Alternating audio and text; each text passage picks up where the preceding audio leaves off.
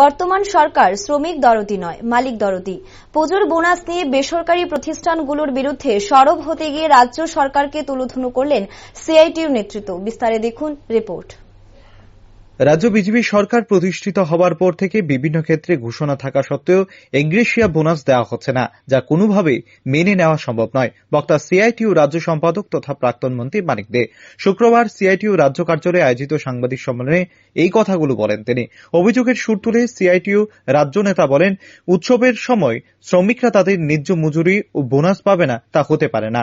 শ্রমিকদের ন্যায্য পাওনা মিটিয়ে দেওয়ার দাবিতেই ইতিমধ্যেই সংগঠনের তরফে শ্রম দপ্তরের সামনে বিক্ষোভ কর্মসূচি সংগঠিত করা হয়। পরবর্তীতে মুখ্যমন্ত্রীর কাছে দাবি নিয়ে বৈঠক করা হয় সংগঠনের তরফে। পর্যায়ক্রমে মুখ্যমন্ত্রী আশ্বাসও দিয়েছিলেন দাবি পূরণ করার, কিন্তু বাস্তবে তার কিছুই হয়নি বলে অভিযোগ মানিকদের। গত 30 অগাস্ট আগরতলা শহরে একটা বিশাল শ্রমিক জমায়েতের মধ্য দিয়ে, মিছিলের মধ্য দিয়ে রাজ্য সরকারের দৃষ্টি আকর্ষণ করেছি। এই গভর্নমেন্ট আসার পর, বিজেপি নেতৃত্বাধীন সরকার 2018-তে আসার পর অধিকাংশ ক্ষেত্রে ঘোষণা থাকা সত্ত্বেও এক্সগ্রেসিয়া বোনাস পায় না। এটা হওয়া উচিত না। একটা দুর্গোৎসবের সময় প্রাপ্য টাকা শ্রমিকরা পাবে না, কর্মচারীরা পাবে না, এটা তো চলতে দেওয়া যায়।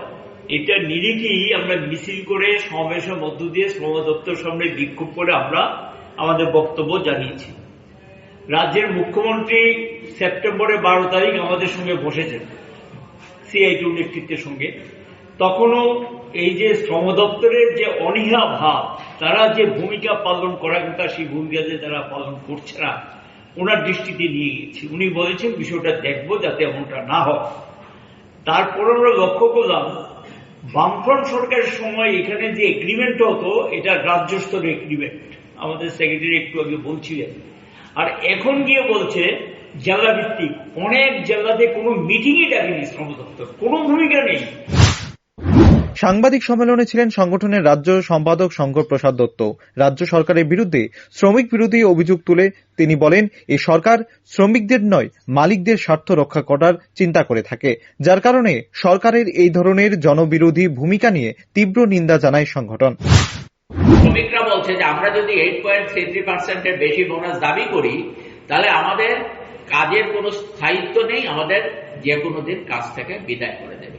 এই যে একটা পরিবেশ পরিস্থিতি তৈরি হয়েছে, এখানকার সরকারটা হচ্ছে মালিক পক্ষের স্বার্থ রক্ষা করার সরকার, শ্রমিকদের স্বার্থ রক্ষা করছে না।